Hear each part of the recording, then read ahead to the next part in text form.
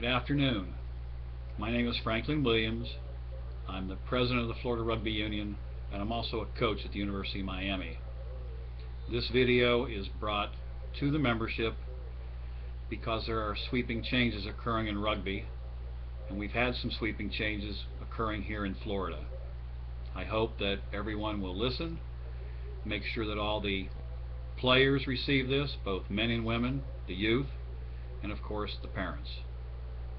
These sweeping changes occurred in 2012 and will also occur in 2013.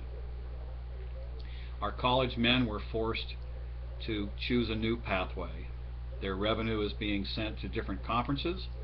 We lost 10 conferences, 10 conference college teams in 2012.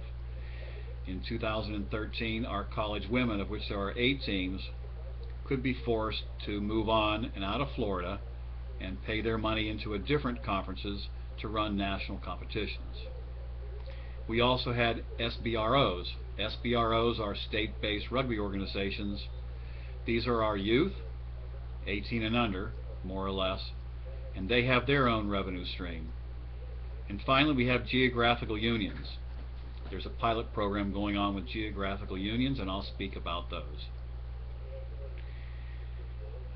During this video, I'm going to talk in different parts.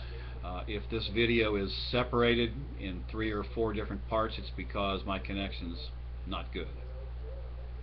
So I'll be talking about geographical unions, elite players or select side, USA Rugby South, the national competition, Florida competition, the budget, and I'll have some closing statements.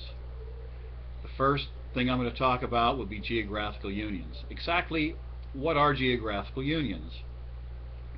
A geographical union can be one state or a group of states which have met all the qualifications that USA Rugby requires, including a paid independent contractor or a paid employee with a minimum salary of $10,000.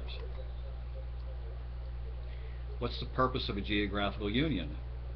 It's basically to improve communication between the states and USA Rugby and to improve their revenue stream. The active geographical unions to date are New England, Southern California, Texas, Eastern Pennsylvania, Northern California, the Pacific Northwest, and 2 new ones, the Carolinas and True South. How will Florida be affected? Well, as far as the 2013 national competitive season is concerned, I don't believe that there's going to be any change from the 2012 pathway. Maybe this would change if USA Rugby writes new rules. I doubt it, but that's a possibility. What is the pathway to a national competition? As I stated earlier, the format's the same. We'll have probably 6 or 7 or 8 different competitions going on during the year, and those people will try to advance out of the round of 16. Should Florida apply to become a geographical union? Well, that question could and probably will spark many debates here in Florida, because we have splinter groups, as I call them, who are individual entities paying money outside of Florida to enter into a national competition.